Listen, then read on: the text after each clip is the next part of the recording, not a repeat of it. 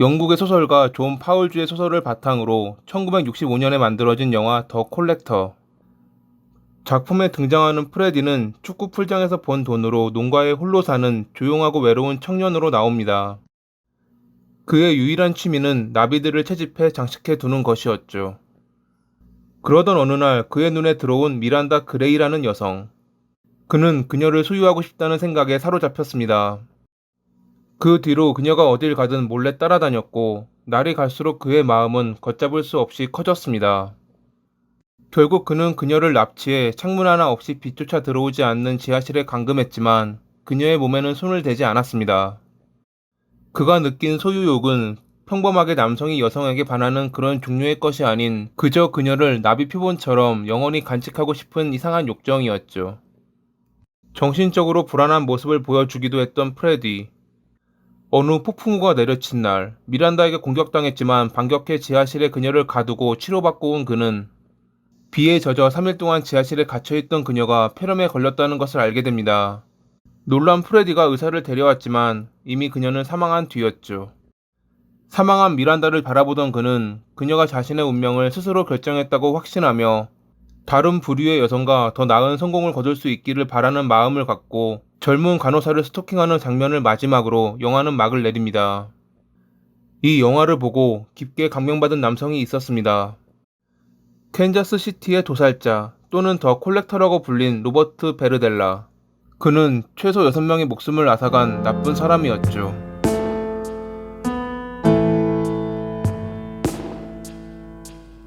1949년 1월 31일에 미국 오하이오주 쿠야오가 폴스에서 장남으로 태어난 로버트.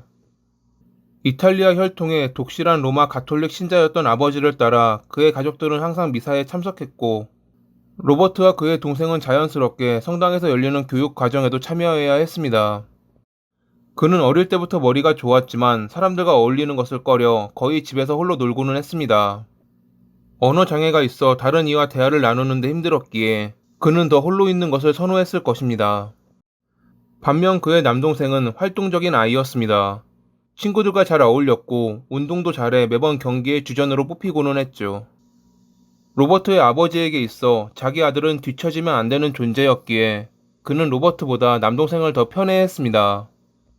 그저 단순한 편애였다면 아버지에 대한 로버트의 증오는 생기지 않았을 것입니다. 그의 아버지는 편애를 넘어 활동적인 모습을 전혀 보여주지 않는 로버트를 실패한 인생의 시작점이라고 보며 학대했거든요. 아버지에게 정신적, 신체적으로 공격받는 날이 그에게는 일상이었습니다. 학교에서도 로버트는 따돌림을 당했습니다. 심지어 몇몇 선생님도 그를 가르치는 게 힘들다며 멀리하기도 했죠. 심한 근시를 가져 두꺼운 안경을 낀 언어장애를 가진 외톨이.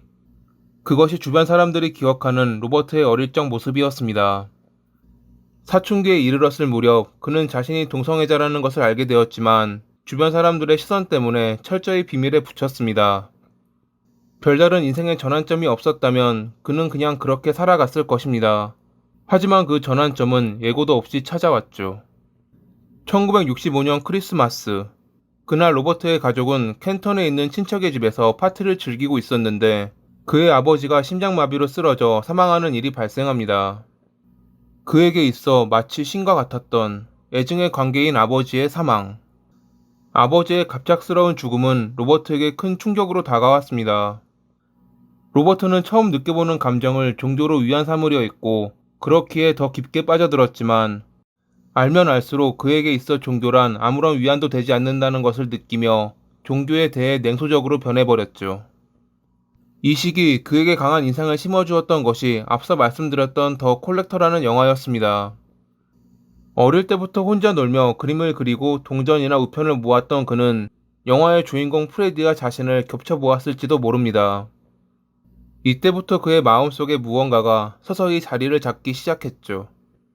아버지가 돌아가시고 얼마 뒤 어머니의 재혼은 로버트를 더 혼란스럽게 만들기 충분했습니다. 그는 골동품들을 모으며 혼자만의 세계로 더 빠져들었습니다. 그런 그였지만 공부에는 소질이 있었나 봅니다. 매우 우수한 성적으로 고등학교를 졸업했으니깐요. 그는 KCAI라는 사립예술대학교에 입학했고 1학년 때 주의 깊고 재능 있는 학생으로 알려졌지만 2학년에 들어서며 반권위주의자적인 모습을 보이고 약물과 술에 찌든 삶을 살기 시작합니다. 이때 그는 같은 학교 학생들이 보는 앞에서 과시하듯 동물을 괴롭히고는 했습니다. 전형적인 나쁜 사람들의 모습이었죠. 결국 많은 비난을 받은 그는 1969년에 대학교를 자퇴했고 그대로 캔자스시티에 머무르며 일탈한 삶을 살았습니다. 더 이상 자신이 동성애자라는 것을 숨기지 않고 많은 남자를 집으로 불러들였고 여러 직업을 전전하며 부업으로 그동안 모았던 골동품들을 팔았던 로버트. 부업이 생각보다 돈이 된다는 것을 알게 된 그는 본격적으로 골동품 사업에 뛰어들었고 1980년대에 여러 업체와 계약까지 따내며 승승장구하는 삶을 살기 시작했죠. 이 무렵이었습니다. 그의 첫 살인이 있었던 것이 1984년 7월 3일 1년 전부터 친분을 쌓았던 제리를 집으로 초대해 약이 들어간 음료를 건넸던 로버트. 제리가 정신을 잃자 로버트는 그에게 신경안정제를 주사한 뒤 침대에 눕고 28시간 동안 말로 표현하기 힘든 여러 고문을 가했죠. 도중에 간헐적으로 정신을 차린 제리가 내던진 나에게 왜 이러냐라는 질문에 그는 아무런 대꾸도 하지 않고 자신이 하던 짓을 멈추지 않았다고 합니다. 결국 제리가 사망하고 나서야 그는 손을 멈추었죠. 시신을 가방 몇 개에 나눠 담은 뒤 쓰레기 매립지에 버렸던 로버트. 그는 자신이 했던 모든 행위를 상세하게 기록으로 남겼다고 합니다. 제리의 실종을 조사하던 경찰은 로버트를 신문했지만 어떠한 증거도 없는 마당에 댄스 경연대회에 참가하려는 제리를 메리엄 인근까지 데려다 주었고 그 뒤로 보지 못했다고 주장하는 그를 풀어줄 수밖에 없었죠. 로버트의 범행은 계속됐습니다. 첫 범행이 있고 나서 9개월 뒤인 1985년 4월 10일 하숙집을 알아보던 셸던은 로버트의 집에서 며칠간 머무르기로 했습니다. 이틀 뒤 로버트는 만취 상태로 자던 셸던을 2층 침대에 묶었고 제리 때와 마찬가지로 고문을 가했습니다. 사흘 동안 모진 고문을 버틴 셸던을 바라보던 로버트는 오늘 지붕수리업자가 오기로 했다며 그를 교살했죠. 1987년까지 로버트는 이런 방식으로 6명의 남성을 살해했는데 갈수록 그의 수법은 잔혹해져 나중에는 전기까지 사용했다고 합니다. 1988년 3월 29일 그의 마지막 피해자이자 유일한 생존자인 남성 매춘부 브라이슨을 거리에서 만나게 된 로버트. 방법은 같았습니다. 그를 자기 집으로 유인한 뒤 약이 들어간 술을 먹여 정신을 잃었을 때 침대에 묻고 고문했죠. 몇 시간 뒤 로버트는 자신의 고문을 견디는 브라이슨에게 신뢰가 가기 시작했다며 당신이 받는 고문에 대해서는 기꺼이 논의할 용의가 있지만 다른 것에 대해선 어떠한 협상도 없을 것이라는 말과 함께 다음과 같이 덧붙였습니다. 나는 전에도 다른 사람들과 이 단계까지 왔는데 그들은 본인들이 저지른 실수 때문에 지금 존재하지 않아. 네가 여기 있기로 한 것은 아니지만 넌 지금 여기에 있지. 여기서 살아남기 위해서는 힘든 길도 있고 쉬운 길도 있어. 만약 내가 너에 대한 신뢰가 더 쌓인다면 나는 너에게 담배를 주거나 퇴근길에 영화를 사오거나 뭐 기타 등등 너를 위해 특별한 일들을 해줄 수 있어. 나랑 싸우려고 하지 마.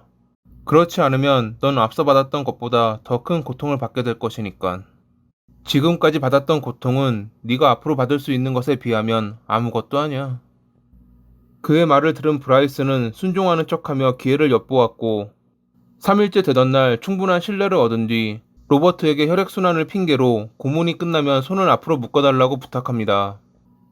고민하던 로버트는 다음날 출근할 때 손을 앞으로 묶어주었고 브라이스는 방에 있는 성냥으로 밧줄을 태운 뒤 탈출에 성공했습니다. 그렇게 로버트는 체포됐습니다. 그의 옷장에서 인간의 두개골과 뒷마당에서 부분적으로 부패한 시신이 발견되자 검찰은 그를 살인 혐의로 기소했죠. 처음에 로버트는 무죄를 주장했지만 앞서 발견된 시신과 그의 방에서 발견된 피해자들의 모습이 찍힌 334장의 폴라로이드 사진, 34장의 남성 스냅 사진을 비롯해 혈흔 자국, 범행 내용을 기록한 다이어리는 그에게 불리한 증거가 됐습니다. 검찰은 그가 6건 이상의 살인에 관여됐을 것으로 보았지만 한 건을 제외한 다른 사건에 대해선 물증을 찾아내진 못했습니다. 하지만 확실한 것은 이것만으로도 그는 사형을 피하지 못하리라는 것. 1988년 9월에 로버트는 사형을 피하려고 검찰과 교섭을 벌이며 그해 12월에 재판 없이 가석방 가능성 없는 종신형으로 합의했죠. 1992년 10월 8일에 수감 중이던 그는 심장 통증을 호소하다 병원으로 후송됐고 결국 심장마비로 인해 43살의 나이로 사망했습니다. 범행 동기를 물었던 조사관에게 즐거움을 위한 것이 아니라 신체적, 정신적 만족을 위한 것이었다고 말했다는 로버트. 피해자들을 그저 장난감이라고 생각했다는 그가 지옥에서 영원히 악마들의 장난감이 되길 바라며 이만 마칩니다. 오늘도 시청해주셔서 감사합니다.